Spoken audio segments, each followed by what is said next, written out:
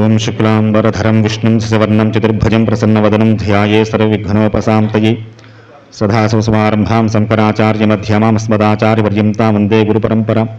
శృతిస్మృతిపురాణానాం ఆలయం కరుణాలయం నమామి భగవత్పాదశంకరం లోకశంకరం. వాగర్ధవసంపృక్తో వాగర్ధః ప్రతిపత్తయే జగతః పితరౌ వందే పార్వతీ పరమేశ్వరౌ. కూజంతం రామ రామేతి మధురం మధురాక్షరం ఆరుహ్య కవితా శాఖాం వందే వాల్మీకికోకిలం. ఆపదామపహర్తారం ధాతారం సర్వసంపదాం లోకాభిరామం శ్రీరామం భూయో భూయో నమామ్యహం. సదానింబవృక్షస్య మూలాధివాసా సుధాశ్రావణం తిక్తమప్యప్రియంతం తరం కల్పవృక్షాదికం సాధయంతం నమామీశ్వరం సద్గురుం సాయినాథం. సభాయ నమః. శ్రీ షిరిడి సాయి ఆధ్యాత్మిక సత్సంగ కార్యక్రమం ప్రతి శనివారం కూడా చక్కగా భక్తుల గృహ నిర్వహణ చేసుకుంటూ వీరి గృహంలో 2 సార్లు వాయిదా పడి చక్కగా స్వామివారు మార్గశీర్ష మాసం శనివారం నవమి తిథితో కూడి ఉన్నటువంటి శనివారం రోజున మనం చక్కగా శ్రీమద్ రామాయణాన్ని పారాయణ చేసుకుంటున్నాం. స్వామి యొక్క జన్మతిథి నవమి. మాసానాం మార్గశీర్షోహం గీతలో భగవానుడు చెప్పినట్లుగా మాసాల్లోకెల్లా మార్గశీర్ష మాసం చాలా శ్రేష్టమైనని చెప్పి గీతలో భగవానుడు చెప్పినటువంటి మార్గశిర మాసంలో నవమి తిథితో కూడినటువంటి శనివారం రోజు చక్కగా మరి స్వామి వీరి గృహానికి వేచి చేయడము, శ్రీమద్ రామాయణానికి సంబంధించిన విశేషములను తెలియజేసుకుంటూ మనకి చక్కగా ఈనాటి కాలంలో రామాయణ మహాభారతాలు ప్రస్తుతం ఉన్నటువంటి కాలంలో చాలా ఎంత ప్రాముఖ్యమో వాటిని వాడవాడలా చక్కగా పారాయణ చేసుకోవడం, శ్రవణం చేయడం, వినడం. మనకు రాజమహేంద్రవరంలో చక్కగా గత గురువారం నుంచి సామవేదం షణ్ముఖ శర్మ గారు తెలిసే ఉంటుంది మీకు. వారి చేత మహాభారత ప్రవచనాలు జరుగుతున్నాయి. నిన్న కాక మన గురువారం సప్తమి మార్గశీర్ష మాసం సప్తమి తిథి నుంచి సుమారు 60 రోజుల కాలం పాటు అంటే రేపు జనవరి వరకు కూడా ప్రతిరోజు సాయంత్రం వేళ ఈ మహాభారత ప్రవచనాన్ని ఆ సామవేదం షణ్ముఖ శర్మ గారు చక్కగా ప్రవచనం చేయడం జరుగుతుంది. వేదాన్ని బాగా అధ్యయనం చేసినటువంటి వారు పంచమ వేదంగా భావించినటువంటి మహాభారతాన్ని వ్యాస భగవానుడు లోకానికి అందిస్తూ అందరికీ వేదం చదవడం సాధ్యం కాదు, ఆ వేదాన్ని అధ్యయనం చేయడం కుదరదు. కాబట్టి వారందరికీ అటువంటి గొప్ప ఫలితం రావాలంటే ఏమిటి అంటే మహాభారతం వింటే అంత గొప్ప ఫలితం వస్తుంది. అటువంటి మహాభారతాన్ని చక్కగా మొన్న గురువారం నుంచి ప్రారంభం చేశారు. 60 రోజుల కాలం పాటు ఆ మహాభారత ప్రవచనం రాజమహేంద్రం మా దగ్గరలో జరుగుతున్నాయి. వీలైతే చక్కగా ఏదో రోజు వెళ్ళి విని వచ్చే ప్రయత్నం చెయ్యండి. ఇప్పుడు చాలా అవశ్యం మనకి రామాయణ మహాభారత భాగవతాది ఈ ప్రవచనాలు జరగాలి. ఎందువల్ల అంటే ఏదో భక్తి పేరుతో మనకున్నటువంటి పనుల పేరుతో మనం భక్తిని దాన్ని యాంత్రికం చేసేసాం. ఎవరితోనే వాడే నేను చేసిందే గొప్ప అనుకునే స్థితిలో ఉండిపోయాం. నా పూజే పూజ, నాకు తెలిసిందే జ్ఞానం అనే స్థితిలో ఒక మోసలో వెళ్ళిపోతుంది భక్తి అంతా కూడా. ఇలాంటి తరుణంలో అవి విని కనీసం మనం ప్రవర్తన ఎలా ఉండాలని భగవంతుడి దగ్గర అనే జ్ఞానం కాస్త మనకి అలవడాలంటే అటువంటి వింటూ ఉండాలి. అటువంటి మహాభారతాన్ని చక్కగా మార్గశీర్ష మాసంలో రాజమహేంద్రవరంలో చక్కగా ఘనంగా ప్రారంభం చేసే వేళ 3వ రోజు కార్యక్రమం జరుగుతూ ఉంటుంది. మనం శ్రీమద్ రామాయణాన్ని గత 7-8 నెలలుగా మనం సత్సంగాల్లో మనం పారాయణ చేసుకుంటున్నాం. ఇవి అందరూ చక్కగా విని తీరవలసిన గ్రంథాలు. అటువంటి శ్రీమద్ రామాయణంలో శ్రీరామచంద్రమూర్తి వారి యొక్క వనవాసాన్ని గురించినటువంటి సంఘటన మనం చెప్పుకుంటున్నాం గత 3-4 వారాల గురించి కూడా. కైకేయి యొక్క బలవంతం మేరకు దశరథ మహారాజు గారు ఆవిడకి ఏనాడో ఇస్తానన్న 2 వరాలని ఆమె శ్రీరామచంద్రమూర్తి వారి యొక్క పట్టాభిషేక సమయంలో కోరుకోవడం, దానికి ఎటూ మాట్లాడలేక దశరథ మహారాజు గారు ఒక గొప్ప సందిగ్ధావస్థలో అటు ధర్మానికి సత్యానికి కట్టుబడి ఉండాలి. ఆ వంశం అలాంటిది. మిన్ను విరిగి మీద పడ్డా కూడా ఇచ్చిన మాట తప్పకుండా సత్యానికి కట్టుబడ్డం అంటే సామాన్యమైన విషయం కాదండి. ఏదో ఆ సందర్భంలో మాట ఇచ్చాను కానండి ఇప్పుడు అలా చేయడానికి నాకు కుదరదండి, నాకు వీలు లేదని చెప్పేటువంటి వంశాలు కాదు. ఒకప్పుడు అలా జీవించారు పెద్దలందరూ కూడా. కాబట్టి ఆ సత్యానికి కట్టుబడ్డ వంశం, ధర్మానికి కట్టుబడ్డ వంశం కనుక ఆ రోజు ఏదో నా ప్రాణాపాయసులో మాట ఇచ్చాను తప్ప ఇప్పుడు ఇవ్వను అని చెప్పేటువంటి స్థితిలో దశరథుడు లేడు. వనానికి వెళ్ళమన్నారు కదా అని చెప్పని నేనెందుకు వెళ్ళాలని చెప్పే స్థితిలో శ్రీరామచంద్రమూర్తి వారు లేరు. తన తండ్రిని ఎప్పుడూ ధర్మం వైపు నిలబెట్టడం కోసం ప్రతి గృహంలోనూ తల్లిదండ్రులకి పిల్లల పట్ల ఎంత బాధ్యత ఉంటుందో పిల్లలకు కూడా తల్లిదండ్రుల పట్ల అంత బాధ్యత ఉంటుంది. వారిని ఎప్పుడూ ఉన్నత స్థాయిలో ఉంచే విధంగా ఈనాడు తల్లిదండ్రులకు ఎటువంటి అపకీర్తి రాకుండా చూసే విధంగా పిల్లలకు కూడా బాధ్యత ఉంటుంది. ఇది శ్రీమద్ రామాయణం చూస్తే మనకు అర్థమవుతాయి ఈ ఘట్టాలన్నీ కూడా. కనుక దాన్ని ధృవీకరించేటువంటి వాడు కాదు శ్రీరామచంద్రమూర్తి వారు. అటువంటి ఆయన చక్కగా గత వారం మనం చెప్పుకున్నాం, శ్వేతమ్మ వారికి నచ్చజెప్పి కౌసల్యాదేవిని ఓదార్చి ఆయన ప్రయాణానికి సిద్ధపడుతున్నారు. ఆ ప్రయాణ వ్యయ సందర్భంలో లక్ష్మణుడు తన వైపు ఉన్న ధర్మాన్ని చెప్పుకుంటూ వచ్చాడు. కౌసల్యాదేవి కూడా లక్ష్మణుడికి ఆయన వైపు నుంచి నీ తమ్ముడు కూడా వనవాసన వెళ్ళొద్దని చెబుతున్నాడయ్యా, ఏవో ధర్మ సూక్ష్మాలు చెబుతున్నాడు ఆయన, అవి కూడా వినమని చెప్పడం, శ్రీరామచంద్రమూర్తితో పరమధర్మాన్ని బోధ చేయడం మనం తెలుసుకున్నాం. అటు తర్వాత ఘట్టాలు వాల్మీకి వివరణ చేస్తూ ఏవం శ్రుత్వాత సంవాదం లక్ష్మణ పూర్వమాగత భాష్పా పర్యాముకలం ముఖ శోకం షోడసమృతం. అన్నగారు చెప్పిన విషయాలనే చక్కగా ఆలకించాడు. సరే, ఇక ఎట్టి పరిస్థితుల్లోనూ శ్రీరామచంద్రమూర్తి వారు వనవాసానికి వెళ్ళకుండా ఉండడం అనేది అసాధ్యం. ఆయన వెళ్ళి తీరతారు. ఆయన్ని విడిచి ఉండలేని లక్ష్మణుడు ఆయన కోరుకుంటున్నాడట, అనయ స భ్రాతృచరణౌఘాడం నిపీఢ్య రఘునందన సీతామవా దౌతిం యాక రాఘవం చ మహావ్రతం. నిన్ను విడిచి నిన్ను చూడకుండా మీ పాదసేవ చేసుకోకుండా ఉండలేడు లక్ష్మణుడు. కాబట్టి నేను కూడా మీ వెంట ప్రయాణమే వస్తాను, నన్ను కూడా వచ్చే అవకాశం నాకు ఇవ్వండి అని చెప్పి వేడుకుంటున్నట్ట.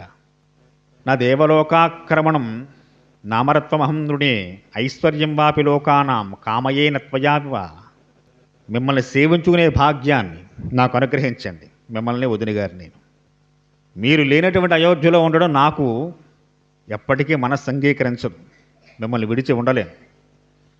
కాబట్టి అన్నయ్య, సర్వకాల సర్వావస్థల యందు కూడా ఈరోజు సేవ చేసుకున్నాడు, రేపు మానేస్తాడు, మళ్ళీ నెల కార్తీక మాసంలో పూజ చేస్తాం మనలాంటి వాళ్ళం కదా. కనుక ఏదో ఒక మాసం ఒక కాలం అనే కాకుండా అన్ని కాలాల్లోనూ సర్వకాల సర్వావస్థల యందు మీ చరణ సేవయే నాకు పరమావధి. కనుక మాసాలు తిథులతో రోజులతో సంబంధం లేదు. కాబట్టి అంత విశేషమైనటువంటి భక్తి మీ యందు, అనురక్తి. అనుజ్ఞాతచ్చ భావత పూర్వమైవ యదస్మృతం కిమదానీం పురదిచం క్రీతే మన్నివారణం. నన్ను వారించకండి, నేను కూడా మీతో వస్తాను, నన్ను కూడా మీతో తీసుకువెళ్ళనని చెప్పి అభ్యర్థన చేస్తే స్వామివారు చెప్తున్నారు, శ్రిఘ్నో ధర్మరతో వీర సతతం సత్పదే స్థిత ప్రియప్రాణసమోవస్యో భ్రాతాచి సకాచమే. చాలా చక్కగా చెప్పవయ్యా లక్ష్మణ, నువ్వు కూడా నాతో వచ్చేస్తే మరి తల్లులు కౌసల్యాదేవి సుమిత్రదేవిని చూసేవారు ఎవరయ్యా? నేను దూరం అవుతున్నాను మా తల్లికి, నువ్వు కూడా నీ తల్లికి దూరం అయిపోతే వారి గతేం కాను పాపం. కనుక తమ్ముడా, నువ్వు చాలా మెత్తన స్వభావం కలిగిన వాడువురా, తట్టుకోలేవు అరణ్యాల్లో, నీ స్వభావం నాకు తెలుసుగా. అభివర్షిత కామైర్యే పర్జన్య పృథివీమివే స కామ ప్రవర్తస్యో మహాతేజ మహామతి. గొప్ప తేజిస్తాడివి. వరుణుడు ఏ విధంగా అయితే వర్షాన్ని కురిపించి భూమాన్ని సస్యశ్యామలం చేస్తూ ఉంటాడో, నీవు కానీ నేను కానీ కనపడుతూ ఉంటే చక్కగా మన తల్లులు అంత ఆనందిస్తూ ఉంటారా నాయన? నీవు కనపడక నేను కనపడక వారి గతే ఇంకా అనరా? కాబట్టి నువ్వు ఇక్కడే ఉండే చక్కగా కౌసల్య సుమిత్రాదేవతలకు సేవలు చేసుకుంటూ వారిని సంతోషము చేస్తూ ఉండరా అని చెప్పి, నా స్మరిష్యత కౌసల్యాం సుమిత్రాంచ సుదుఃఖితాం భరతో రాజ్యమాసాధ్యాయ కైకయ్యాం పర్యవస్థిత. కైకయ్యాదేవి యొక్క మాట ఆలకించి భరతుడు యువరాజు అవుతాడు. ఆయన యువరాజు అయిన తర్వాత ఏమో, పదవిలో ఉన్నప్పుడు ఒక రకమైన స్వభావం కలిగి పదవి లేనప్పుడు ఒకలా ఉంటూ ఉంటారు చాలామంది కదా. పదవి వచ్చేంత వరకు మా ప్రాణాలైనా ఇస్తూ ఉంటారు, పదవి ఎక్కిన తర్వాత అన్నాం కానీ ఇస్తామేమిట్రా అంటాడు కదా, నాలంటాడు. కాబట్టి పదవి వచ్చేంత వరకు ఒక రకమైన మాటలు ఉంటాయి, పదవి వచ్చిన తర్వాత ఒక రకమైన మాట ఉంటాయి. కాబట్టి భరతుడి యందు నాకు ఆ ద్వేషము లేదు, కానీ ఏమో ఆ కూర్చున్న తర్వాత కుర్చీ యొక్క ప్రభావం ఏం చేస్తుందో. కాబట్టి ఏవైనా కష్టాలు రావచ్చేమో కౌసల్య సుమిత్రులకి. కాబట్టి నాయన లక్ష్మణ, నీవు వారి సేవ చేసుకుంటూ చక్కగా ఎక్కడే ఉండరా అని చెప్పి పరిపరి విధాల ఎన్నో విధాల నచ్చచెప్పారు శ్రీరామచంద్రమూర్తి వారు. లక్ష్మణుడు అంటున్నాడు, ఏచరాజ్ఞో దదో దివ్యే మహాత్మా వరుణస్వయం జనకస్య మహాయజ్ఞే ధనుషే రౌద్రదృశ్యతే భావస్తు సర్వేదేహ్య గిరిసాకునకు స్రంస్యతే అహం సర్వం కరిష్యామి జాగ్రత్త స్వపదచ్చతే.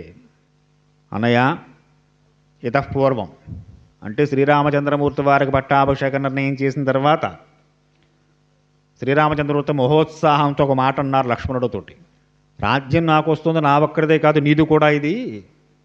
అన్ని అధికారాలు అన్ని భోగాలు నాతో సమానంగా నీకు ఉంటాయి లక్ష్మణ. నేనేమనుభవిస్తా నువ్వు అనుభవిస్తావయ్యా అని చెప్పి ఒక మాట చెప్పారు అన్నయ్య. ఇప్పుడు రాముడికి పట్టాభిషేకం అని చెప్పి దశరథ మహారాజా నిర్ణయం చేసినప్పుడు అప్పుడు ఆ మాట అన్నారు, మీతో పాటు సమస్త భోగాలు నాకు వస్తాయని. భోగం అంటే ఐశ్వర్యం ఒకటే కాదుగా, అన్ని విషయాల్లోనూ పాలు పంచుకోవాలి. అంటే మీరు రాజ్యం ఎక్కినప్పుడు మాత్రం మీతో పాటు సమస్త భోగాలు నాకు వస్తాయి. మీరు వనవాసానికి వెళితే అందులో భాగ్యం నాకు రాదా స్వామి? ఎవరు మాట్లాడతారండి ఇలాగా? ఎవరంటాడు పోతూ పోయాడు దరిద్రం వెళ్ళిపోయింది. మన ఇంట్లో మనం హాయిగా మనంతఃపురంలో మనం ఉండొచ్చు అనుకునేవారు ఉంటారు తప్ప. కాబట్టి అన్నయ్య, అప్పుడు అన్నీ రాముడితో సమానంగా లక్ష్మణుడు కూడా అనుభవిస్తారని చెప్పి మీరు ఒక మాట గొప్ప మాట మాట్లాడారే, ఇప్పుడు ఆ మాట ఏమైంది? కాబట్టి రాజ్యంలో ఉన్నప్పుడు మాత్రమే లక్ష్మణుడు రాముడి విధేయుడు కాదు. రాముడు ఎప్పుడు ఎక్కడ ఏ దుస్థితిలో ఏ పరిస్థితిలో ఏ భోగంలో ఉన్నా లక్ష్మణుడు కూడా ఆ దుస్థితిలో ఆ పరిస్థితిలో ఆ భోగంతోనే ఉంటాడు. కాబట్టి ఆ మాట మీరు నిలుపుకోండి. గుర్తు చేస్తున్న లక్ష్మణస్వామి వారు రామచంద్రమూర్తి వారికి ఈ వచనాలన్నీ అప్పుడు రాజ్యం ఇస్తాం యువరాజును చేస్తా అన్నప్పుడు మాట్లాడిన మాటలు ఒకసారి స్మృతిలో పెట్టుకొని గుర్తుంచుకొని అన్నయ్య అని చెప్పి చాలా గట్టిగానే చెప్పారు. సరే, ఈ మాటలన్నీ విన్నారు. రామస్యదేవ వాక్యాన సుప్రీత ప్రత్యువాచితం ప్రజాస్వచ్ఛస్వతే సౌమిత్రే సర్వమేవ సహృజ్యతం ఏచరాజ్ఞో దదో దివ్యే మహాత్మా వరుణస్వయం జనకస్య మహాజ్ఞయ ధనుషీ రౌద్రదస్తి. చాలా చక్కటి విషయాలు చెప్పావు లక్ష్మణ. సరే, నీ ఇష్టం కూడా అదే అయితే తప్పకుండా అయితే ముందు కౌసల్యాదేవి అలాగే సూమిత్ర మీ తల్లి యొక్క అనుమతి తీసుకో. ముందు మీ తల్లిగారిని అడుగు, ఆవిడ అనుమతి కూడా తీసుకుని అప్పుడు నాతో రా అనగానే లక్ష్మణుడు వెళ్ళారు. సుమిత్రాదేవి అనుజ్ఞ కూడా అయ్యింది. ఆవిడ పాపం కాదనదు. రాముణ్ణి విడిచి లక్ష్మణుని వేరు చేసిన స్వభావం కలిగింది తల్లి కాదు ఆవిడ అని చెప్పిన తర్వాత స్వామివారు చెబుతున్నారు, నాయన మనం జనకుడు యొక్క ఆస్థానం మిథిలా నగరానికి వెళ్ళినప్పుడు యజ్ఞం జరుగుతోందని అక్కడ వరుణదేవుడు మనకు ఒక దివ్యమైన ధనస్సులు ఇచ్చారు. అవి మన గురువు గారు వశిష్ఠుల వారి యొక్క ఆస్థానంలో ఉంచాం. నువ్వు నాతో వస్తా అంటున్నావు కాబట్టి అభేద్యే కవచే దివ్యే తుణీం చాక్షే సాయకౌ ఆదిత్య వినలో శౌర్యం ఖడ్గో హేం పురస్కృతవు. చాలా దేదీప్యమానంగా అద్భుతమైన తేజస్సుతో వెలుగుందేటువంటి శత్రు దుర్భేద్యమైనటువంటి ఆ 2 ధనస్సుల్ని ఆ కవచాలని బంగారు పిడితో చేయబడిన ఖడ్గాలని తీసుకునిరా. మన గురువుగారి యొక్క అంతఃపురానికి వెళ్ళి ఆయన దగ్గరికి వెళ్ళి ఆయన దగ్గర ఉంచే మనం మిథిలా నగరానికి రామలక్ష్మణుడు విశ్వామిత్రులకు వారు కూడా వెళుతున్నప్పుడు ఆ యజ్ఞం పూర్తయిన తర్వాత వరుణదేవుడు ఇచ్చేటండి. ఇప్పుడు మన రాముడి చేతులు లక్ష్మణుడి చేతులు చూసి ధనస్సులు వరుణుడు ఇచ్చిన ధనస్సులు అన్నమాట అవి. కాబట్టి వాటిని తక్షణం తీసుకురా అని చెప్పనగానే తదభ్యం రాజసార్థూల సత్కృతం మాల్యభూషితం రామాయ దర్శయామాస సౌమిత్రం సర్వమాయుధం. గబగబా చాలా వేగంగా వెళ్ళి వశిష్ఠుల వారి దగ్గరికి వెళ్ళారు. ఆయన దగ్గర చక్కగా ధనస్సులని ఆ ఖడ్గాల్ని తీసుకున్నారు, తునీరాలు తీసుకున్నారు. బయలుదేరి చాలా వేగంగా వచ్చారట రాముడి దగ్గరికి. ఆయన దగ్గర వచ్చి చూపించారు, అన్నయ్య ఇవిగో తీసుకొచ్చాను. గురువుగారిని అడిగి ఈ ధనస్సులు ఈ తుణీరాలు ఈ ఖడ్గాలు పట్టుకొచ్చాను అని చెప్పనగానే శ్రీరామచంద్రమూర్తి వారు సీతమ్మ వారికి చెప్తున్నట్ట, తతస్సాసనమాజ్ఞాయ భ్రాతం శుభతరం ప్రియం గత్వాస ప్రవివేశాసు సుయజ్ఞస్స నివేశనం. మన గురువుగారి యొక్క పుత్రుడున్నారు సుయజ్ఞుడు. సీత, మన దగ్గర ఉన్న విశేషమైన గోసంపద, ఇప్పుడు ఆయనకి రాజ్యం లేదుగా, ఇక భోగాలు ఉండి ఏం చేస్తారు? అమెరికా వెళ్ళిపోతున్నామని ఇంటికి తాళం పెట్టాం. ఇంట్లో బంగారాలు నగలు అన్నీ పెట్టి చక్కగా హాల్ టెక్కలు సీలింగ్లు అన్నీ చేయించి సర్వాంగస్తుని ఇల్లు తీర్చిదిద్ది 10 ఏళ్ళు వెళ్ళి అమెరికాలో కూర్చుని 10 ఏళ్ల తర్వాత తిరిగి వస్తుంటాడు. ఉపయోగం ఏముందా ఇంటికి? ఎంత అద్భుతంగా ఉంటే. కనుక రామచంద్రమూర్తి వారి యొక్క ధర్మం, వారి అంతఃపురాన్ని ఖాళీ చేసి వెళ్ళిపోతున్నారు వారు సీతారాములు. కనుక వారి అంతఃపురంలో ఉన్న సంపదంతా కూడా దానం చేసి ఇయ్యాలి. ఇది ఆయన హృదయం. కాబట్టి సీతాదేవితో అన్నారట రామచంద్రమూర్తి వారు, మన దగ్గర ఉన్న సంపదంతా వేద విధులకు సాధు సత్పురుషులకు దీనజనులకు అన్నీ పంచిపెట్టేయాలి. లక్ష్మణ, నువ్వు వెళ్ళి వశిష్ఠ మహర్షి యొక్క కుమారుడిని సుయజ్ఞుని తీసుకురావయా. అని చెప్పాను. లక్ష్మణుడు బయలుదేరి వెళ్ళారట. మళ్ళీ వెళ్ళి ఆ సుయజ్ఞుడైనటువంటి బ్రాహ్మణోత్తముని తీసుకొచ్చారు, గురువారి కుమారుడు. తత సంధ్యాముపాస్యాసు గత్వా సౌమిత్రున సహా జష్టం తత్ప్రవాస లక్ష్మ్యా రమ్య రామ విశేషణం.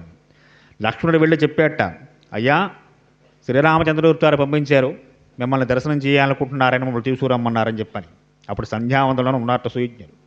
సంధ్యావందనం పూర్తి అయ్యేంతవరకు అక్కడే కూర్చుని ఆయన నిత్యవిధి పూర్తయిన తర్వాత రాముడి యొక్క ఆజ్ఞ మేరకు చాలా వేగవంతంగా తమాగతం వేదవతం ప్రాంజలి సీతయా సహా సుయజ్ఞమకచాక్రామం రాఘవోగ్నివార్చితం.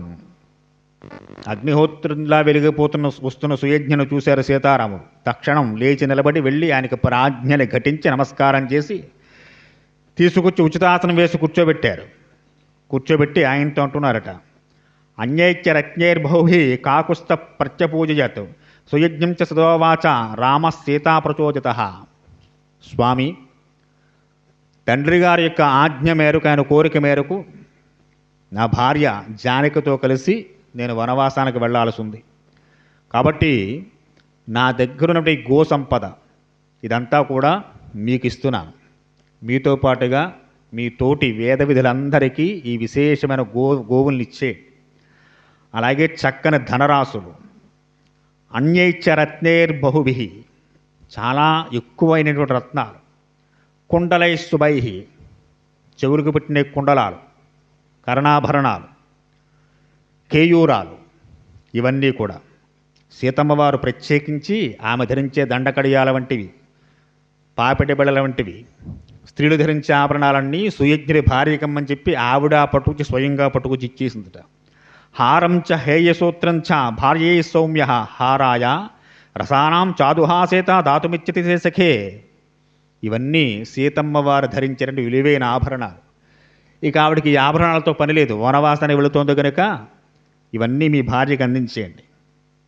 అంగదాని విచిత్రాన్ని కేయూరాని శుభాని చ ప్రయచ్చతి సఖే తుభ్యం భార్యయే గచ్చతి వనం.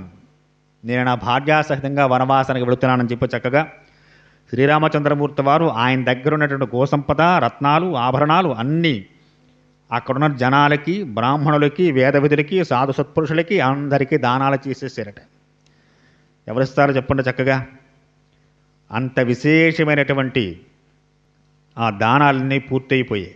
తీసుకునేటువంటి జనులందరూ చాలా శోకతప్త హృదయాలతో రాముడు తమల్ని విడిచి వెళ్ళిపోతున్నాడు. రాముడు చేత్తో వచ్చేది సామాన్యంగా వస్తుంది, అది ఆయన చేత్తో ఇవ్వాలంటే, ఆయన ఇస్తున్నా అంటే మహాప్రసాదం అది. ఆయన చేస్తే ఇచ్చేటువంటి కానుకల్ని కాదని అనలేరు, అలాగని తీసుకోనులేరు. వారంతా కూడా చాలా చిన్నబుచ్చుకుంటూనే సీతారాములు ఇచ్చిన కానుకలన్నీ తీసుకున్నారట. సమస్తమైనటువంటి ఆభరణాలు, ధనధాన్యాలు, రత్నాలు, గోవులు సమస్తం అందరికీ దానం చేసేసారు. వారంతా ప్రీతిగా అవన్నీ స్వీకరించారు. సరే, అవన్నీ పూర్తయిన తర్వాత ఇక సీతారామ లక్ష్మణులు తమ తండ్రి దశరథుడి గారిని ఒకసారి దర్శనం చేసి అటు నుంచి అటే వనవాసానికి వెళ్ళడానికి సిద్ధపడుతున్నారు. దత్వాతు సహ వేదేహ్యే బ్రాహ్మణభ్యో ధనం బహు జగ్ముత పితరం ద్రష్టం సీతాయా సహ రాఘవౌ తతో గృహీతే దృష్వేక్ష్య త్వశోభయకేతాం తదాయుధే మాలాధామభ్యవార్థే సీతాయా సమలంకృతే. శ్రీరామచంద్రమూర్తి వారు ఆయనకున్నటువంటి ఆ చందన లేపనాలు, పుష్పమాలులు అవన్నీ విసర్జించేశారు, తీసేశారు. సాధారణ మానవుల్లాగా పైన ఒక పట్టు వస్త్రం, కింద ఒక పట్టు వస్త్రం కట్టుకున్నారు. అక్కడి నుంచి బయలుదేరి సీతాదేవి సహితలై లక్ష్మణుని వెంటబెట్టుకుని తమ తండ్రి గారు, అంతకుముందు తండ్రి గారు రామచంద్రమూర్తితో మాట్లాడలేదు, కైకయ్యే మాట్లాడింది. ఆయన చాలా బాధతో పడుకుని ఉన్నారు. వారికి నమస్కారం చేసి వచ్చేశారు. సరే, వనవాసానికి వెళ్ళిపోతున్నారు. వెళ్ళిపోతున్న సందర్భంలో ఒకసారి తండ్రి గారికి చెప్పి, ఆయన నిద్రపోతున్నారు, బాధలో ఉన్నారు, ఒకసారి లేపి అరే ఇలా వెళ్ళొస్తామని చెప్పాలిగా అని చెప్పి వారి దర్శనం కోసం బయలుదేరుతున్నారట. నిర్గుణశ్చాపి పుత్రశ్చ కథం స్యాద్ విపరాహసం కిం పునర్వస్య లోకేయం జితో వృత్తేన కేవలం. సాధారణంగా లోకంలో ఏ తల్లిదండ్రులైనా తమకు పుట్టినటువంటి బిడ్డలు ఎంత చెడ్డవారైనప్పటికీ కూడా వారిని సాహసించి ఎంత కర్కశంగా బయటికి పంపేటువంటి తల్లిదండ్రులు లోకంలో ఉండరేమో. ప్రజలు అనుకుంటున్నారట, దశరథ మహారాజు గారికి ఏం దెయ్యం పట్టిందో ఇంత కర్కశంగా శ్రీరామచంద్రమూర్తి వారిని ఇంతలా బయటికి గంటేస్తున్నారు. అనుసంసమక్రోశ శృతం శీలం తమస్తమ రాఘవం శోభయంత్యేవి షడ్గుణా పురుషోత్తమం. అన్ని గుణాలు పరిపూర్ణంగా ఉన్నటువంటి మూర్తి. ఒక గుణం ఉందండి, ఇంకో గుణం లేదు. దయ ఉంది, దానం లేదు. కొంతమంది అయ్యయ్యో అంటూ ఉంటారు. అవసరం వస్తే ఏమనిమ్మంటే, అయ్యో ఇంత క్రితమే 10,000 ఇచ్చేనండి బాబు, ఒక అరగంట ముందు వస్తే మీకు ఇచ్చేవాడిని అంటాడు. నాలంటాడు 10,000 అయితే ఏంది, 10 లక్షలు అయితే ఏంది, అరగంట ముందు నేను వెళ్ళను, వాడు ఇవ్వడం. వాడు ఆ సమయానికి వెళతాడు. అంటే దయ ఉంది, దాన గుణం లేదు. ఇలాంటి వాడు కాదు రామచంద్రమూర్తి వారు. ఒక గుణం ఉంటే ఒక గుణం లేనివాడు కాదు. సకల గుణాభిరాముడు, అన్ని గుణాలు పరిపూర్ణంగా ఉన్న స్వరూపం ఆయన. కాబట్టి అటువంటి సకల గుణాభిరాములని శ్రీరామచంద్రమూర్తి వారిని అంత కర్కశంగా బయటికి గింటేసేటువంటి ఈ బుద్ధి మన మహారాజు గారికి ఏ విధంగా కలిగిందో.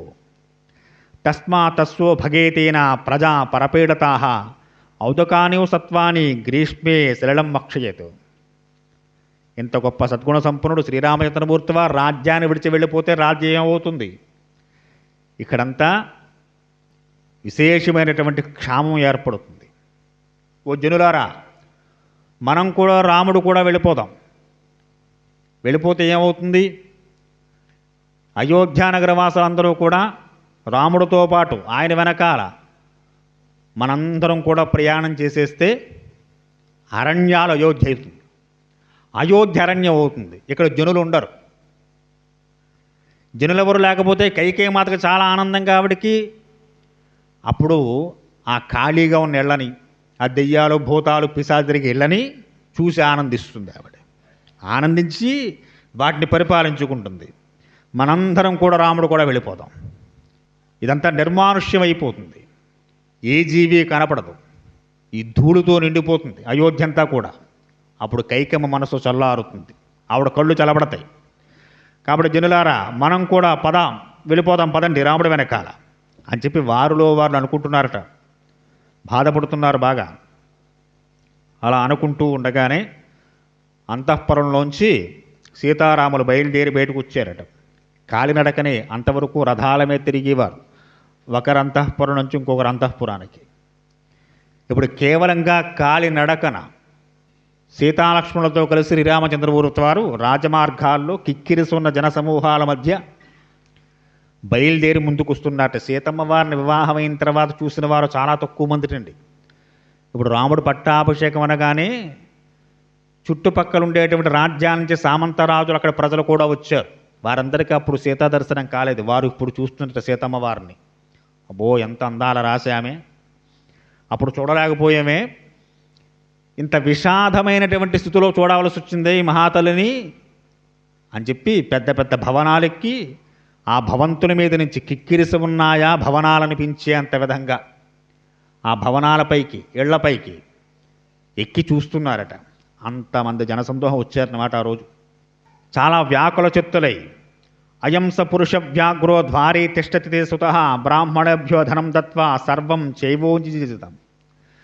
తన దగ్గరున్న ధనాన్నంతా కూడా అందరికీ దాన ధర్మాలు చేసేసి అక్కడి నుంచి బయలుదేరి సాధారణ మానవుల్లాగా, ఇది వరకు ఎప్పుడు రామచంద్రమూర్తి వారు బయలుదేరి వెళుతున్నా వెనకాల పెద్ద సైన్యం ఉండేది, చతురంగ బలాల వెంట వచ్చేవి.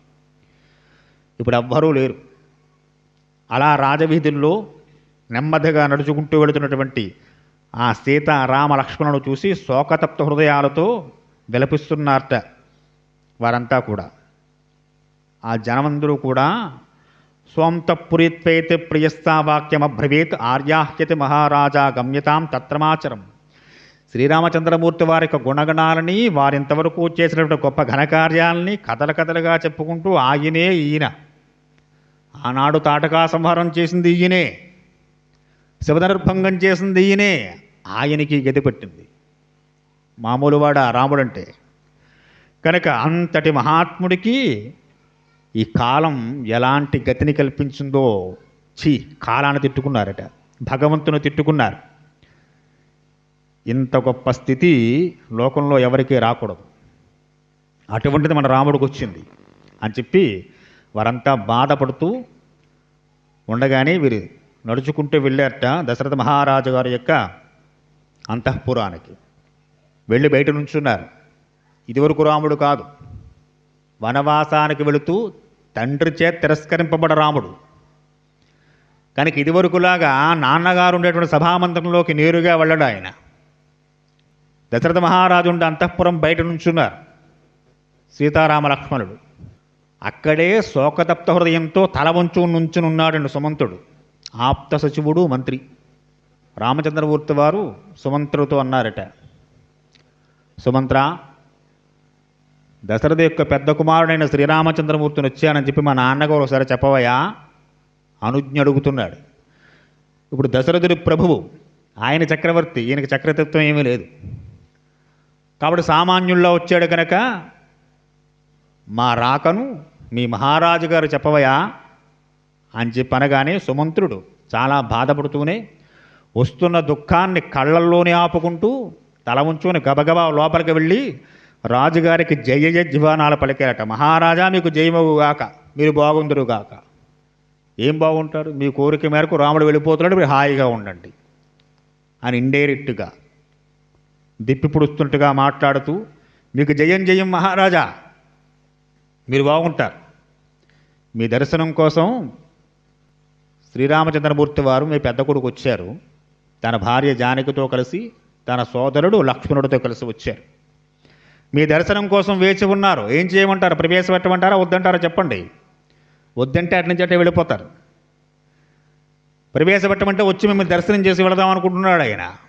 మీ అనుజ్ఞ కోసం అంతఃపురం బయట వేచి ఉన్నారు అనగానే కుములి కుములి ఏడ్చేటండి దశరథుడు. లక్ష్మణం చానుజానీహి సీతా చాన్వేతి మావనం కారైర్ బహుర్విధై వార్యామాణోచేత. సుమంత్ర, లక్ష్మణుడితో సీతతో కలిసిన రామచంద్రమూర్తి నేనొక్కడినే ఉండగా నా ముందుకు రావడం కాదు, ఇక్కడికి మిగిలిన ఇద్దరు తల్లుల్ని కూడా, అంటే కౌసల్యాదేవిని సుమిత్రాదేవిని కూడా తీసుకురా.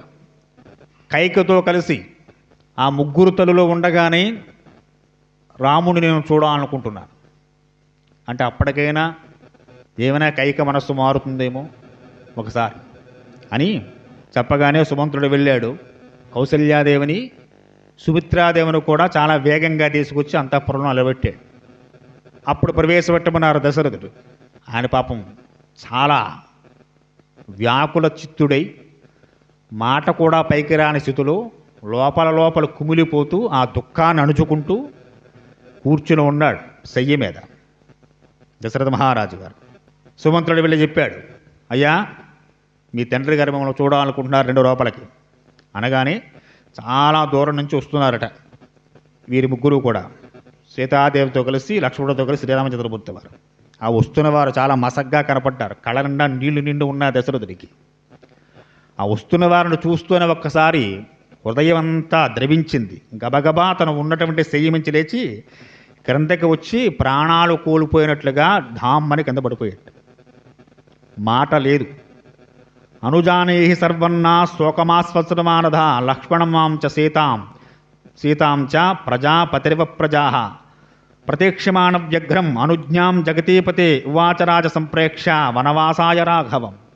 వనవాసానికి బయలుదేరి వస్తున్నటువంటి శ్రీరామచంద్రమూర్తి వారిని చూస్తూనే చాలా దూరం నుంచి క్రిందకి వెళ్ళి ఆయనతో ఆలింగనం చేసుకుందా అని చెప్పి వెళుతున్న దశరథుడు ఆ దుఃఖం విపరీతం కాగా ఒక్కసారి మూర్ఛ వచ్చి కింద పడిపోయాడు.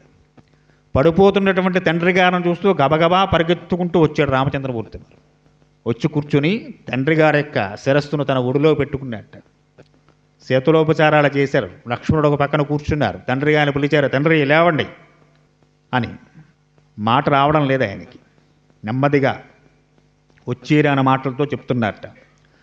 ప్రతిక్షమాణాయ వ్యగ్రం అనుజ్ఞాం జగతీపతే వాచరాజా సంప్రేక్ష వనవాసాయ రాఘవం. అహం రాఘవ కైకయ్యా వరదానైన మోహిత అయోధ్యాయస్వమేవాధ్య భవరాజా నిగ్రహం మమ. నాయన రామ, ఒక్క మాట చెబుతున్నాను ఉన్నాయ్యా, ఈ వనవాస ప్రయాణం మానుకో, నువ్వు వెళ్ళకు. ఒక పని చెయ్యి. ఏమిటో తెలుసా? నువ్వు యువరాజు అర్హత కలిగిన వాడివి. ఒకడిచ్చేది కాదు. దశరథ మహారాజు నెత్తిమే కిరీటం పెట్టి కుర్చీలో కూర్చోబెడితేనే యువరాజు అధికారం కలిగిన వాడివి కాదయా నువ్వు స్వతహాగా పుడుతూనే యువరాజ అర్హత కలిగిన వాడివి. ఎందువల్ల? పెద్ద కుమారుడు ఆయనే కనుక. ఇంక ఒకరిచ్చేదేమిటి? మహాభారతం గొప్ప ఘట్టాలు వస్తాయి. ఇవే తెలుసుకోవాలి మనం. యుగం మారే కొలిది ఎలా మారుతుంది ధర్మం, ఎలా ప్రవర్తన చేయాలి. ధృతరాష్ట్రుడు గుడ్డిరాజు గారు సింహాసనం మీద కూర్చున్నాడు. ఆయన సింహాసనం మీద కూర్చుంటే ఇప్పుడు యువరాజు ఎవడవుతాడు? దుర్యోధనుడే.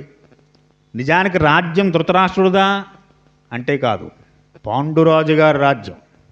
పాండురాజు గారు తన యొక్క అన్నగారి మనస్సు గాయపడకూడదని అభిమానంతో ప్రేమతో ఆయన కూర్చోబెట్టి ఈయన మిగిలిన రాజ్యాలపై దండయాత్రలు చేసి ఆ రాజ్యాన్ని సువిశాలం చేశాడు. కూర్చుని దానికి పర్మనెంట్ అయిపోయాడు. ఎవడు? ధృతరాష్ట్రుడు. రాజ్యం ఆయనది కాదు, యువరాజు దుర్యోధనుడు అంతకన్నా కాదు. రాజ్యమే ధృతరాష్ట్రుడిది కానప్పుడు దుర్యోధనుడు యువరాజు ఎలా అవుతాడు? అయినా ఎన్ని ఆగడాలు చేశాడు మహాభారతం. చెయ్యని అకార్యాలు లేవు, అన్ని విధ పనులు చేశాడు. దేనివల్ల? మా నాన్నగారు కుర్చీలో ఉన్నారు, ఇక తర్వాత యువరాజు నేనే గనక ఏం చేసినా చెల్లుతుంది అనేటువంటి దుందుడుకుతనంతో అసలు ఈ పని చెయ్యకూడదు, ఈ పని చెయ్యొచ్చు, వీరిని మన్నించాలి, వీరిని మన్నించకూడదు అనేటువంటి ఉచ్చ నీచ అనేటువంటి భావన లేకుండా ఎన్ని చెయ్యాలో అన్నీ చేశాడు. ఆఖరికి అలాగే వెళ్ళిపోయాడు అనుకోండి. కనుక ధృతరాష్ట్రుడు కుర్చీలో కూర్చుంటే యువరాజాధికారం లేనటువంటి దుర్యోధనుడు నేను యువరాజునన్నటువంటి ఒక ధీమాతోటి అన్ని అకార్యాలు చేశాడు. ఎవడిచ్చాడు అధికారం వాడికి? కనుక ఒకరిస్తే వచ్చేది కాదు. పాండురాజు గారిది రాజ్యం కనుక యువరాజు అయితే ధర్మరాజు గారు అవ్వాలి. ఆ హక్కు ఆయనకుంది. అంటే అకారణంగా అధర్మంగా కూడా అలా ప్రవర్తించేవారు ఉన్నటువంటి స్థితులు ఉన్నాయి లోకంలో. కాబట్టి రామ, ఇది ధర్మమే, ఇది అధర్మంగా నువ్వేం లాక్కున్నది కాదు. నా తర్వాత యువరాజువు నువ్వే, ఇది ఎవడో కాడిదనేది కాదు. నువ్వేం చేస్తావంటే నన్ను బంధించు, చెరసాల్లో పడి నువ్వు పీఠమికి కూర్చో. ఇది మాట్లాడుతున్నాడండి దశరథ మహారాజు గారు. నీకు అధికారం ఉంది. దశరథుడు తర్వాత ఈ రాజ్యానికి ప్రభువు రాముడే, కాదనివాడు ఎవడో లేడు. కాబట్టి నేను నీకు ఇచ్చేది ఏమిటయ్యా? నేను కూర్చోబెట్టి నేను ఎత్తమే కిరీటం పెట్టి 4 నీళ్లు జల్లి ఇప్పుడు రాముడు యువరాజు అయ్యాడని చెప్పడం ఏమిటి? ఇది నీదే. నా తర్వాత ఆ అధికారం పొందవలసినాడు నువ్వే. కాబట్టి నువ్వు యువరాజు, ఆ అధికారం నీకుంది. ఒకరిస్తే వచ్చేది కాదది. కాబట్టి నన్ను బంధించు. ఎందువల్ల బంధించాలి అంటే రాజు అధర్మపురుడు అయ్యాడని ఒక నెపం వేసి నన్ను బంధించేయి. నన్ను చెరసాల్లో పడే నువ్వు హాయిగా సింహాసనం కూర్చొని వనవాసానికి వెళ్ళొద్దు. ఇది ఏడుపు దశరథుడిది. చేస్తాడా రాముడు? కాబట్టి అటువంటి గొప్ప వచనాలు దశరథ మహారాజుల పలికేట. అహం రాఘవే కైకేయ్య వరదానేన మోహిత. నేను మీ తల్లి కైకేయికి వరాలు ఇచ్చాను, అవి త్రుంచేయి. నువ్వు యువరాజు కదా, నువ్వు ఏది చెబితే అదే శాసనం. అవి పక్కన పడి మా తండ్రి వరాలు ఇస్తే నేను ఎందుకు కొట్టుబడాలని చెప్పి ఒక మాట అనవయ్యా. ఎవడు కాదంటాడు? రాముడు అంటే కాదనేవాడు ఎవడున్నాడు? నీకు అర్హత ఉంది. కాబట్టి అయోధ్యాయస్తమే వాధ్య భవరాజా నిగ్రహం. నువ్వే యువరాజువి, ఆ పని చెయ్యి. ఏ ముక్తో నృపతం రామో ధర్మభృతం వరహ ప్రత్యవాచాంజలం కృత్వా పితరం వాక్యో కోవిద. ఎప్పుడైతే దశరథ మహారాజు ఈ మాట అన్నారో రాముడు 2 చేతులు అయితే నమస్కారం పెట్టాడు తండ్రి గారికి. నమస్కారం చేసి, మహారాజా, ఈ విధంగా పలకడం ఏమైనా ధర్మంగా ఉందా మీకు? అసలు ధర్మాత్ముల్లో అగ్రగణ్యుడిని పేరు పొందవే ఈ వంశంలో. దశరథుడు అంటే ధర్మం, ధర్మం అంటే దశరథుడు అన్న కీర్తి గడించిన వారు మీరు. అటువంటి మీరేని ఇలా మాట్లాడేది? ఇలా మాట్లాడకండి నాన్నగారని చెప్పి నమస్కారం చేసి వేడుకున్నట్టు. ఇటువంటి మాటలు మాట్లాడకండి. ఇటువంటి రాముడు చేయడు పనులు. తండ్రిని కష్టపెట్టి రాజ్యం మీద కూర్చుని సుఖాలు అనుభవించేవాడు కాదు రాముడు. భవాన్ వర్ష సహస్రాయ పృథివ్యాన్ నృపతే పతి అహం త్వరణ్యే వత్సామి నమే కార్యం త్వయామృతం. మహారాజా, 1 సంవత్సరమా 2 సంవత్సరాల? మన వాళ్ళ పదవ్యక్తి 5 ఏళ్ళు. ఈయన 60,000 సంవత్సరాల నుంచి పరిపాలన చేస్తున్న అయోధ్య నగరాన్ని. కొన్ని వేల సంవత్సరాల నుంచి దశరథుడు అయోధ్యాపతి. ఎప్పుడూ ధర్మం తప్పని వాడిగా, సత్యాన్ని అతిక్రమించిన వాడిగా పేరు పొందారే, అటువంటి వీరి మాటలు మాట్లాడడం తగున? మిమ్మల్ని ఇలాంటి లంపటంలో పడేసి వెళ్ళడం నాకు ధర్మం కాదు. రాముడంటే తండ్రిని దుఃఖంలో ముంచేసి, అసత్యాన్ని పట్టుకు తండ్రికి అంటగట్టేసి నా తండ్రి ఏమైతే ఏమైంది అనేటువంటి స్థితిలో వదిలేసి వెళ్ళేటువంటి వాడు కాదు రాముడు. అది ఆయన బ్రతికుండో కావచ్చు, చనిపోయిన తర్వాతైనా కావచ్చు. రాముడు ఎప్పుడు అటువంటి పనులు చేయడు. కాబట్టి నవపంచస వర్షాణి వనవాసే విహృతత్యతే పునఃపాదౌ గృహేషస్వ ప్రతిజ్ఞానే నరాధిప. నాన్నగారు మీరేం బెంగ పెట్టుకోకండి, ఎంతసేపు తిరిగి వస్తాయి? 14 సంవత్సరాలు గిర్రును తిరిగి వస్తాయి. 14 ఏళ్ళు పూర్తి చేసుకుని రాముడు వచ్చి మళ్ళీ మీ పాదసేవ చేసుకుంటాడు, ఇది సత్యం. కాబట్టి మీరు ఇలా దుఃఖించకండి. ఒక రాజ్యానికి ప్రభువే ఇంత అసహాయుడైపోయి ఇంత దుఃఖంలో మునిగిపోతే రాజ్యం గతే ఇంకా. హృదర్నార్థ ప్రియం పుత్రం సత్యపాసేన సంయత కైకేయ్యా చోద్యమానస్సు మిథో రాజాతమబ్రవీత్. ఈ సత్యం అనే పాసానికి కొట్టుబడి ఆ కైకి ఇచ్చిన మాటకి నెరవేర్చడం కోసం ఇటువంటి పని చేయవలసి వచ్చిందిరా నాయన. శ్రేయసే వృద్ధయే తాత పునరాగామవాయచ గచ్చస్వారిష్టమవ్యగ్రం పంధామకులోత్త భయం. నాయనా రామ, ఇక నేను చెప్పవలసిందేమీ లేదు నీకు, ఏం చెప్పగలను? కాబట్టి సుఖంగా వెళ్ళిరా నాయన, నీకు ఇహంలోనూ పరంలోనూ కూడా లాభం చేకూరుతుంది. ఇక ఆశీర్వాదం ఒక్కడే చేయగలడు, ఆయన చేసేదేం లేదు దశరథ మహారాజు గారు. ఆ దుఃఖంతో గుండంతా భారమైపోయి కళ్ళంటా నీళ్లు పెట్టుకుని, నీకు ఇహపర సుఖాలు కలుగ్గాక, నీ ప్రయాణం సుఖమవుగాక, నువ్వు చక్కగా అరణ్యాల్లో ఏ జంతువు వలన, ఏ పక్షుల వలన, ఏ క్రిమికీటకాదుల వలన కూడా నీకు ఏ క్లేశమో కలగకుండుగాక. ఆయనంటే అంత ప్రేమ అని చెప్పి ఎన్నో దేవుళ్ళు ఇచ్చారు. మాతరం మాంచ పశ్యం వసే మామధ్య సర్వరీం తర్పదర్శ కామేస్వం స్వకాలే సాధుష్యసి. ఓ రఘునందన, నా మాట నిలపడం కోసం, ఇది రాముడు మాట కాదండి, తండ్రి గారి మాట, తన తండ్రి ఇచ్చిన మాట నిలబడం కోసం, నా మాట నిలబడం కోసం చాలా క్లిష్టమైన కార్యాన్ని కూడా సునాయాసంగా తలకెత్తుకున్నటువంటి కొడుకు లోకంలో ఎవడుంటాడరా? ఒక పక్క ఆనందంగానే ఉన్నా ఈ దుఃఖం మాత్రం అధిగమించలేకపోతున్నాను.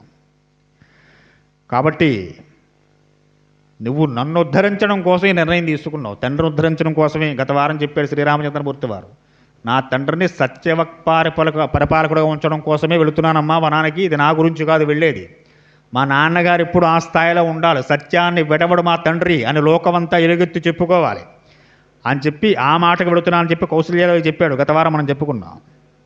కాబట్టి లోక సాధారణ స్థితిలో కైకమ్మకు అనుకోకుండా 2 వరాలు ఇవ్వడం జరిగింది. అవి నిలపడం కోసం నువ్వింత అఘాయిత్యానికి పూనుకున్నావు, కాబట్టి హాయిగా వెళ్ళిరావాయా అని చెప్పి దీవించారట.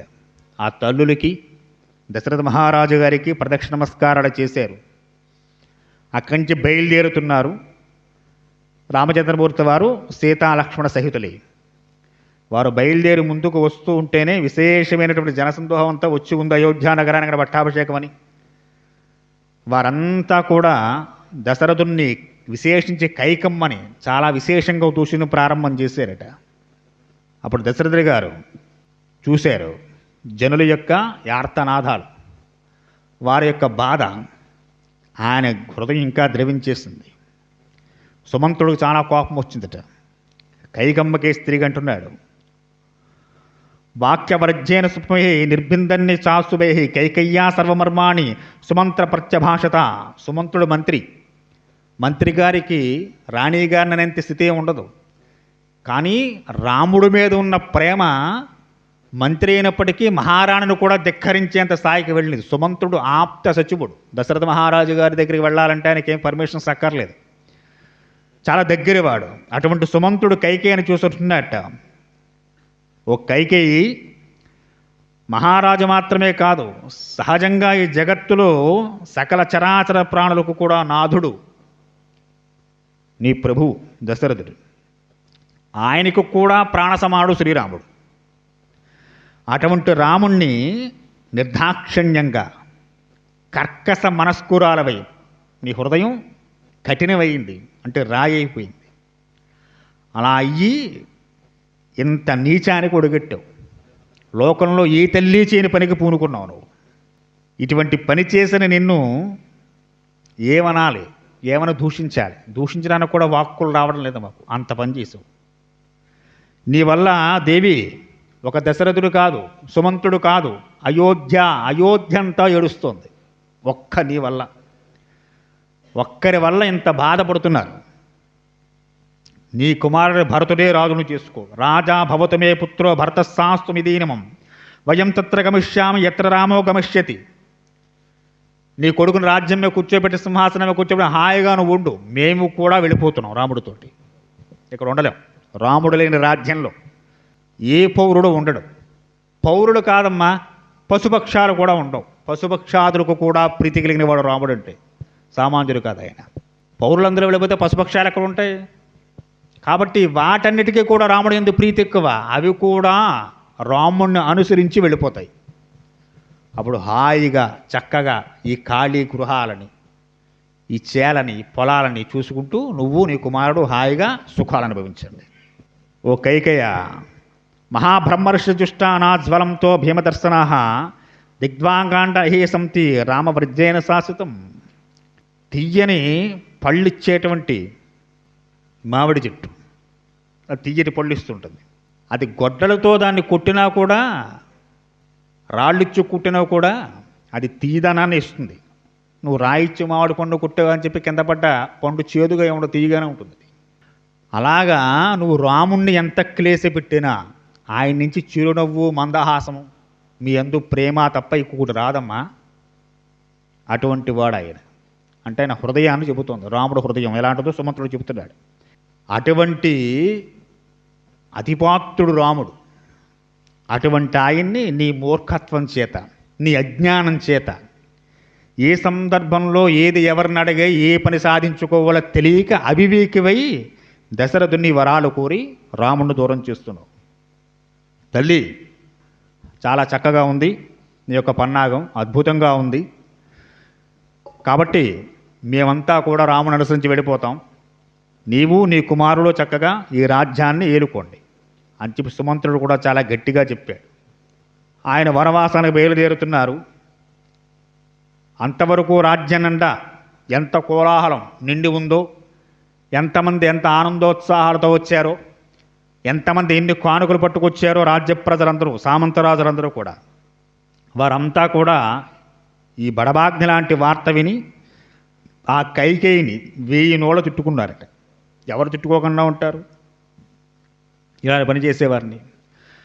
వారు తిట్టుకుంటూ చాలా శోకతప్త హృదయాలతో అక్కడి నుంచి వెళ్ళలేక, ఉండలేక, వనవాస నిమిత్తం వెళుతున్న రాముణ్ణి చూస్తూ ఉండలేక చాలా ఖేదపడ్డారట. దశరథ మహారాజు గారు చెప్పారు, రాముడు వెళుతుంటే వనవాసంలో సీతారామ లక్ష్మణుడికి కావలసినటువంటి ధాన్యాలు, వారికి కావలసిన ఆభరణాలు, చీనాంబరాలు అన్నీ సమృద్ధిగా రథాల్లో పెట్టి పంపించమన్నారట. దశరథుడి కోరిక. కైకమ్మ ఆపింది. ఏవం భవతి కాకుస్తే కైకేయ్యే భయమాగతం ముఖం చాప్చోషం స్వరాచాపి విదుర్యతి. దశరథుడు ఎప్పుడైతే ఈ ధాన్యాలు, చక్కని మణులు, మాణిక్యాలు, వస్త్రాలు రథాల్లో పెట్టి పంపించమన్నారో కైకేయ మనస్సు మారిపోయి, ఓ ధనాన్ని మొత్తం రాజున సంపదంతా రాముడితో తోలేసేలా ఉన్నాడు ఈయన, భరతుడు కుర్చీలో కూర్చుని ఉపయోగం ఏముంది, అన్యాయం కూడా వెళ్ళిపోతాడు ఇక. కాబట్టి వెంటనే ఆవిడంతట కైకేయ్యాం యుక్తలబ్ధాయాం వందత్యామతి దారుణం రాజా దశరథో వాక్యం ఉవాచాతులోచనం. అసలు సిగ్గు భయం లేకుండా చాలా కర్కశంగా మాట్లాడుతోంది ఆవిడ. రామచంద్రమూర్తి వారు పట్టు వస్త్రాలు తీసేయాలి. ఒక కొట్టుకొచ్చాడు. ఆ వస్త్రాలు కూడా విప్పేసి నారచీరలు ధరించి అలాగే వనవాసానికి వెళ్ళాలి అని చాలా కర్కశంగా మాట్లాడింది కైకేయ. చాలా ఆవేశంతో ఉంది ఆవిడ. తనే వంశే సగరో జ్యేష్ఠపుత్రంతో సారథం అసమంజస్ ఇది ఖ్యాతం తదా యుగం గమర్షతి. మహారాజా, మీ వంశంలోనే సగరుడు గురించి ఆ మధ్య మనం చెప్పుకున్నాం. ఆయనకి అసమంజసుడనే పుత్రుడు ఉన్నాడు. ఆ పుత్రుణ్ణి నిర్దాక్షిణ్యంగా సగరుడు రాజ్య బహిష్కరణ చేశాడు. అలాగే ఇప్పుడు నీ పుత్రుని వనవాసానికి వెళ్ళమంటున్నప్పుడు నీవు రాజ్యంలో ఉన్నటువంటి ప్రామిసరీ నోట్లన్నీ రాసేసి ఈ భూమి ఈ తోట ఇవన్నీ నీవని చెప్పి ఎలా ఇస్తావు నువ్వు? వనవాసానికి వెళ్ళేవాడికి అవన్నీ ఎందుకు? కాబట్టి ఆయన నారచీరలు ధరించి వెళ్ళాలి. ఆయన కూడా ఏ సంపద వెళ్ళడానికి వీలు లేదు. సగరుడు అసమంజసం అలా గెంటేడు బయటికి రాజ్యం నుంచి.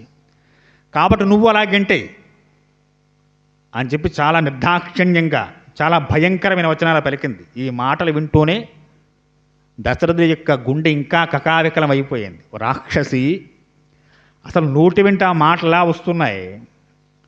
సరసాం వచనం శ్రుత్వా ప్రకృతీనాం నరాధిప తం తజాహితం పుత్రం తాసాం క్రియచీకీర్షయ. నీ పుత్రుడే నీ దగ్గర ఎక్కువ పెరిగినవాడు రాముడు, ఎంతో ప్రేమగా చూసుకున్నావు. అటువంటి రాముడు గురించి ఇలా మాట్లాడుతున్నావా? చీ మూర్ఖురాల రాక్షసి అని ఎన్నో మాటలు మాట్లాడారు, తిట్టారు. చుట్టూ ఉన్న మంత్రులు జానపదులు కూడా చీత్కారాలు చేశారు కైకమ్మని. అప్పుడు అందులో ఒక బ్రాహ్మణుడు ఒక ఆయన లేచేట. ఆయన చెప్తున్నాడు, మహామాత్ర అవచస్తృత్వ రామో దశరథంత అభ్యాసంత వాక్యంతో మన యజ్ఞో వినీతితం. ఒక బ్రాహ్మణుడు లేచి, అమ్మా కైకేయి, చాలా సంతోషం, మంచి మంచి మాటలు మాట్లాడుతున్నావు. ఈనాడు మీ వంశంలో ఎవరో మాట్లాడని మాటలు, మేము వినకూడని మాటలు నీ నోటి వింటూ ఉన్నాం. నువ్వు చెప్పిన కథ చాలా గొప్పగా ఉంది. ఎవరి గురించి? సగరుడు అసమంజసుని బయటికి గెంటేశాడు అనే కథ చాలా అద్భుతంగా ఉంది. ఈ వంశంలోనే జరిగింది. అసమంజసుని బయటికి గెంటేయడానికి అసమంజసుడు రాముడంతా గుణగణాలు కలిగిన వాడు కాడు. చిన్నతనంలో ఏం చేసేవాడయ్యా అంటే ఆడుకుంటూ ఆటల మధ్యలో రాజ్యంలో పిల్లల్ని తీసుకువెళ్ళి సరయూ నదిలో ముంచేస్తూ ఉండేవాడే. భయం గొలిపించేవాడు ప్రజలకి. ఆ కారణం చేత సగర చక్రవర్తి అసమంజసుని బయటికి గెంటేసాడు ఏం ఇవ్వకుండా. రాముడు అలాంటి పనులేం దుర్మార్గ పనులు చేయలేదే రాజ్యంలో. ఆయన పట్ల ఈ కథను ఆపాదించేసి, అంటే ధర్మాన్ని ఎలాగైనా వాడుకోవడం, తనకు అనుకూలంగా మాట్లాడడం, ఇవి చాలామందికి ఉంటాయండి. కనుక నీకు అనుకూలంగా ఆ వృత్తాంతాన్ని మార్చి చెప్పేసినంత మాత్రాన సత్యం అసత్యం కాదు, అసత్యం సత్యం కాదు కైకా, గుర్తుపెట్టుకో అని హెచ్చరించారట. ఎవరు ఎన్ని చెప్పినా వాడు మనసుకు ఎక్కలేదు. నారచీరలు తెచ్చారు, రాముడు లక్ష్మణుడు ధరించారు. అమ్మవారికి కూడా సీతమ్మవారికి కూడా ఆ నేరచీర చుట్టబెడుతున్నారట. ఆమెకు కట్టుకోవడం రాదు. సీతమ్మ వారికి నారచీరలు, మహారాణిగా బతికింది కదండి ఆవిడ. రాకపోతే రామచంద్రమూర్తి వారే కడుతున్నారట. అమ్మవారికి చీర అలంకరణ చేస్తున్నారు.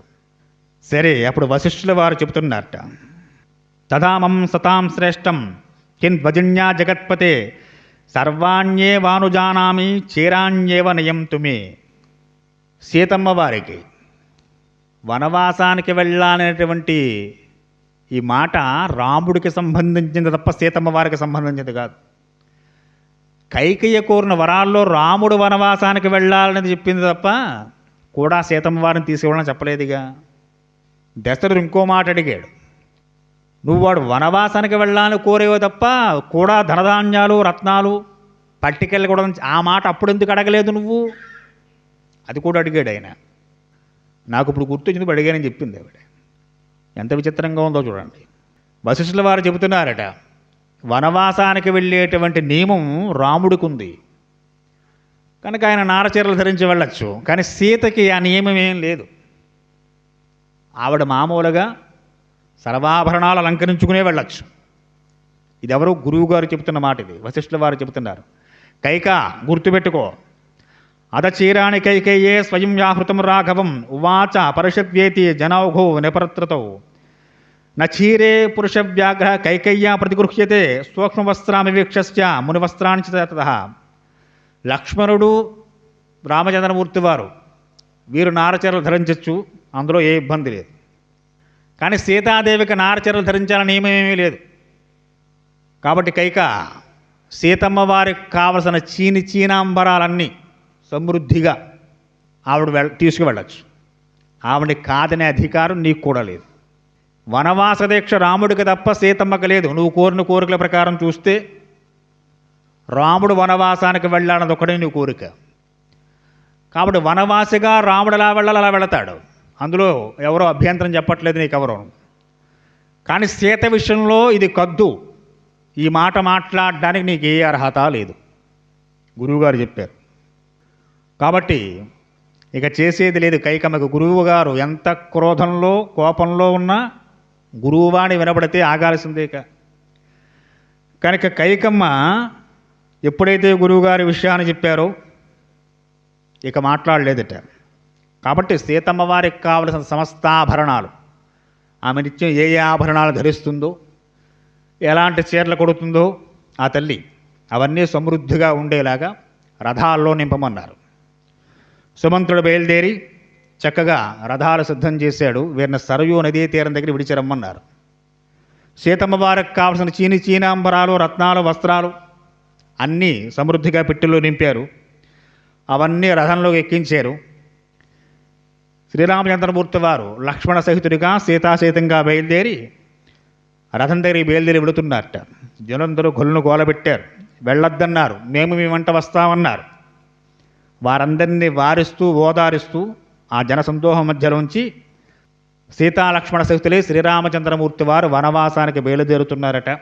ఆయన వనవాస ప్రయాణం ఏ విధంగా సాగిందో, వనవాసాలు ఎలాంటి చిత్ర విచిత్రాలు జరిగిన విషయాలు చక్కగా మళ్ళీ వారిని తెలుసుకునే ప్రయత్నం చేద్దాం. స్వస్తి స్వస్తి ప్రియాభ్యాం పరిపాలయంతాం న్యాయేన మార్గేణ మహీమహీచాం.